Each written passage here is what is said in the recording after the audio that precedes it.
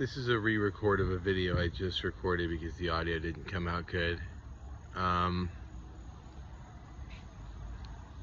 Obviously I've been seeing a lot of odd things. Some of them are intentionally there to make me feel like they're odd, and some of them are just things I don't understand but are fucking disturbing and weird. And let me explain something that happened in this hospital that I was brought to when they towed my car. The doctor violated HIPAA, and I said something like, it's okay that he did it, he just has to say he won't do it again. You have to own your mistakes as well as your successes, or you can't own one independently of the other. And this nurse came up to me and just the most vicious voice said, "You really believe that? Then fess up to what you did." And I was scared. I said, "What are you talking about?" She goes, "Fess up to what you did if you believe that." And I was like, "What do you mean?" She's like, "I don't know. What do you think I mean?" And I started crying, and I said, "Listen, I'm sorry I discovered he was in the mafia. I didn't mean it, but I didn't have a choice once I did." And I basically thought that she was, like, paid by Steven to kill me. And she was, like, very confused. She's like, "What the fuck is wrong with this kid? What's this mafia shit?" Because I don't talk about it in the hospital, because then they'll think I'm delusional. And she's like, "It's okay, you know, no one's, she's like, she tells me that she dated someone or knew someone who was in it, and that's not, they're horrible, and that's not what it was about." And she, like, was very apologetic and, like, very confused all of a sudden. And that's when, like, people started, like, being a little different to me there. I know what this is about. Because I've had Jeremy accuse me of this to me, but I didn't think he was doing this on such a large scale. Jeremy has created a narrative where my nieces were abused by me, but that I was able to get away with it either due to my intelligence or technicality in law. I don't know what the story is.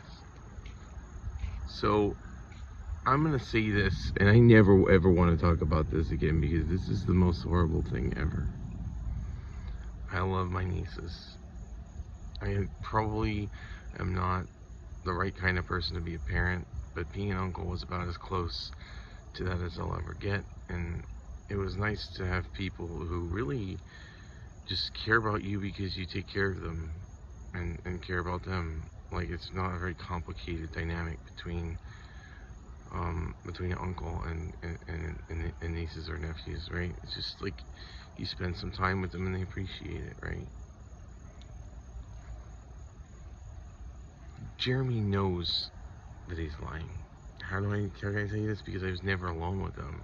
I purposely, like, was never alone with them. Because it's never a good idea to be alone with someone else's kid.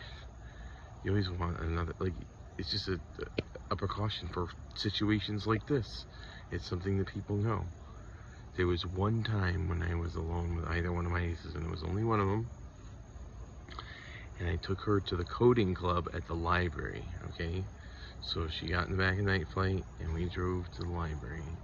And then I kind of, like, introduced her to the teacher there, who was also a kid. It was interesting, and then kind of just, like, backed off. And the reason why is this. I took piano lessons as a kid. I really should have paid more attention to them, but I took them because my mom was, like, wanting me to. And I wanted to make my mom proud, but I didn't actually like to play piano. And so I wanted, deep down, this niece to like the coding club, but I only wanted her to like it if she liked it. I didn't want her to like it because she thought I might like it. And here comes another rumor. So yeah, I just sort of, like, observed from behind the glass, and this teacher learned about it, and she was making movies about dragons within a week. And so that's what's going on. That's why all these people think I should be dead, because they think I'm some kind of monster who, like, got away with something. And this is what I'm gonna say to you. The truth does come out. I don't exactly know how old they are now, but they're getting the age where they're going to, like, be able to articulate what happened to them with Todd. And they're gonna talk about it in detail, and that guy's gonna go to prison. But you guys are going to have to remember what you did to me. You condemned an innocent man who was a little quirky, but not a harmful person. For what? Like, why did you all jump on board with this? Like, like, what compelling story did he have that would make you believe this was a thing? I mean, he's a good yarn spinner, but like, come on, everybody knows me.